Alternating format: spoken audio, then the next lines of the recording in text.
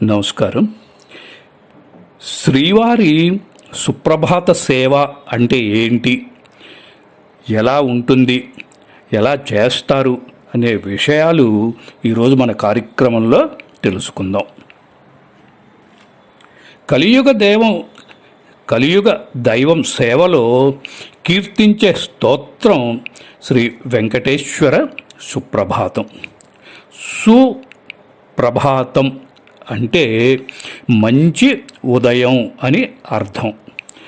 భగవంతునికి చేసే షోడశోపచారాలలో చేసే సేవే సుప్రభాత సేవ. ప్రభాత సేవా సమయంలో చేసే కీర్తననే సుప్రభాతం అంటారు. సుప్రభాతం అనగానే ముందు మనకి గుర్తుకు వచ్చేది శ్రీ వెంకటేశ్వర సుప్రభాతమే. అసలు సుప్రభాతం అంటే ఏం చేస్తారు అనేది ఇప్పుడు తెలుసుకుందాం. ప్రతిరోజు బ్రాహ్మీ ముహూర్తంలో అంటే తెల్లవారుజామున 2:30-3 గంటల మధ్యలో శ్రీవారికి ఈ సేవ జరుగుతుంది.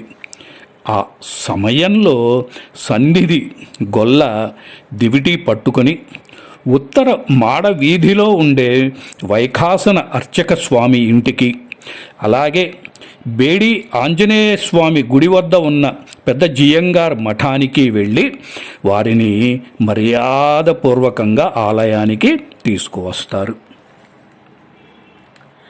అర్చకులు శ్రీవారి బంగారు వాకిలి తెరవటానికి ఉపయోగించే కుంచె కోల, తాళం చెవులను ధ్వజస్తంభం దగ్గర ఉన్న క్షేత్రపాలక శిలకు తాకిస్తారు. వారు క్షేత్రపాలకులకు ధ్వజస్తంభానికి నమస్కరించి ప్రదక్షిణం చేసి వెండి వాకిలి దాటి బంగారు వాకిలి ముందు శ్రీవారిని స్మరిస్తూ నిలుచుంటారు.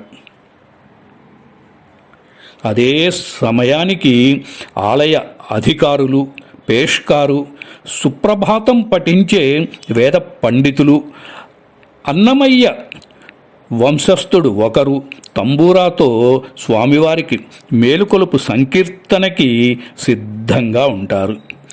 తాళాలు తీసిన తరువాత సన్నిధి గొల్ల బంగారు వాకిలి తెరిచి కాగడాతో లోపలికి ప్రవేశిస్తాడు. ఆయన లోపలికి ప్రవేశించే సమయంలో ఆ తర్వాతే అర్చకులు మధుర స్వరంతో కౌసల్య సుప్రజారామ అంటూ సుప్రభాతంతో లోపలికి ప్రవేశిస్తారు.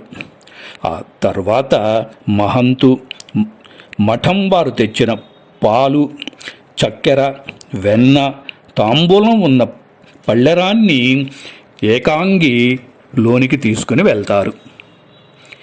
ఏకాంగి మఠం నుంచి వచ్చిన జియంగారిని ఏకాంగి అంటారు.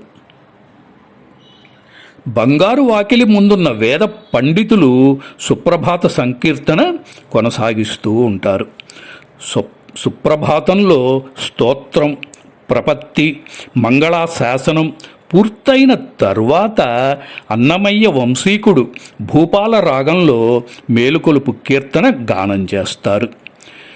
దివిటీతో ముందుగా లోపలికి వెళ్ళిన సన్నిధి గొల్ల కులశేఖర పడి వద్ద నిలబడి ఆ దివిటీ వెలుగులో శ్రీవారి దివ్య మంగళమూర్తిని తొలి దర్శనం చేసుకుంటారు. అదృష్టం, భాగ్యం అంటే ఆయనదే కదండి. నిజంగా చూడండి, ఆ కాగడా వెలుగులో దివ్యమంగళ స్వరూపుడైన శ్రీవారి దర్శనం మొట్టమొదట ఆయనకే లభిస్తుంది. ఇలాలో శ్రీవారి తొలి దర్శనం చేసుకున్న అదృష్టవంతుడు, ఆలయంలో తొలి దర్శన వరం పొందిన భాగ్యవంతుడు ఆ సన్నిధి గొల్ల. సన్నిధిలో సేవ చేస్తారు కాబట్టే ఆయనని సన్నిధి గొల్ల అంటారు.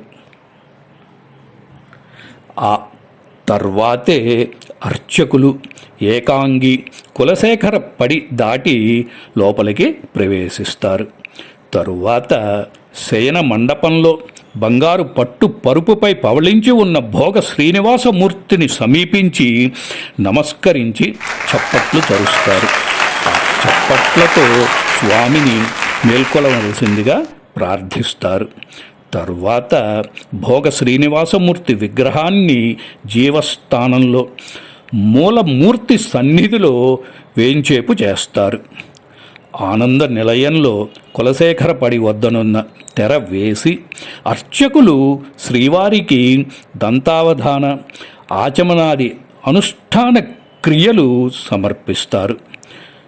మహంతో మఠం వారు తెచ్చిన నవనీతం, పాలు, చక్కెరలను నివేదన చేసి స్వామికి సుగంధ తాంబూలాన్ని సమర్పిస్తారు.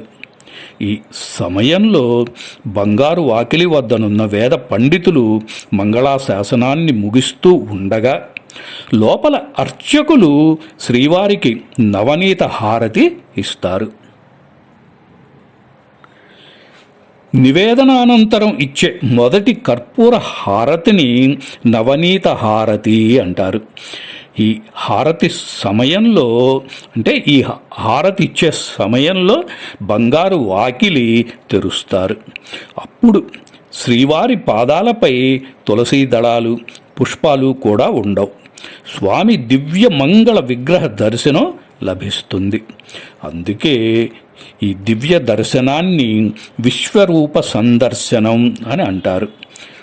ఈ హారతి తర్వాత అర్చకులు గత రాత్రి బ్రహ్మాది దేవతలు శ్రీవారిని అర్చించటం కోసం మూల సన్నిధిలో ఉంచిన బ్రహ్మతీర్థాన్ని, చందనాన్ని, శఠారీని ముందు తాము స్వీకరించి ఆ తరువాత జీయంగారికి, ఏకాంగికి, సన్నిధి గొల్లకి ఇస్తారు.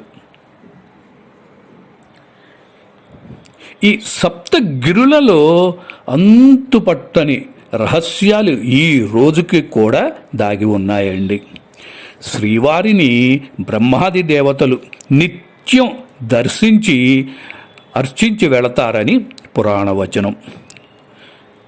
తిరుమల గిరుల మీద శ్వేత దీపం ఉందని, ఇక్కడ సిద్ధులు, దేవతలు నివసిస్తారని అంటారు. ఇక్కడ నుంచి ఆలయం లోపలికి ఒక రహస్య మార్గం, ఈశాన్యం వైపు నుంచి ఒక రహస్య మార్గం ఉందని, దాని గుండా వాళ్ళు వచ్చి స్వామిని సేవిస్తారని పెద్దల వచనం. సుప్రభాత సేవలో బంగారు వాకిలి తెరిచే సమయానికి అర్చకుల భుజాలకు తాకుతూ దేవతలు బయటకు వెళతారుట. ప్రధాన అర్చకులు కూడా ఒక కార్యక్రమంలో ఈ విషయాన్ని తెలియజేశారు. అదే కాదండి, నా చిన్నతనంలో పొన్నూరు దగ్గర ఉన్న అప్పికట్ల పిచ్చయ్య శాస్త్రి గారు అని చెప్పి ఆయన కూడా అక్కడ అర్చకులుగా చేశారు. వారు కూడా ఒకసారి ఈ విషయం తెలియజేసేటట్టు మా పెద్దలు చెప్తారు.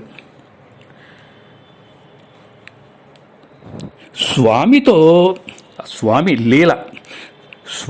లీల నాకున్న స్వీయ అనుభవం తెలియజేసి ముగిస్తానండి. ఇది నా 5వ ఏట జరిగిన సంఘటన. ఇప్పుడు 5వ ఏట జరిగింది, ఇప్పుడు నీకు ఎట్లా తెలుసు అని అనుకోవాకండి. ఇంట్లో పెద్దవాళ్ళు చెప్తూ ఉంటారు కదా ఇటువంటి సంఘటనలు. ఇది మా పెద్దవాళ్ళు చెప్పిన విషయం. 5వ ఏట వరకు నాకు పుట్టు వెంట్రుకలు తీయలేదుట. ఆడపిల్లలాగా జడ వేసేవాళ్ళుట. 5వ ఏట పుట్టు వెంట్రుకలు తీయించటానికి మా తాతగారు తిరుమల తీసుకువెళ్ళారట.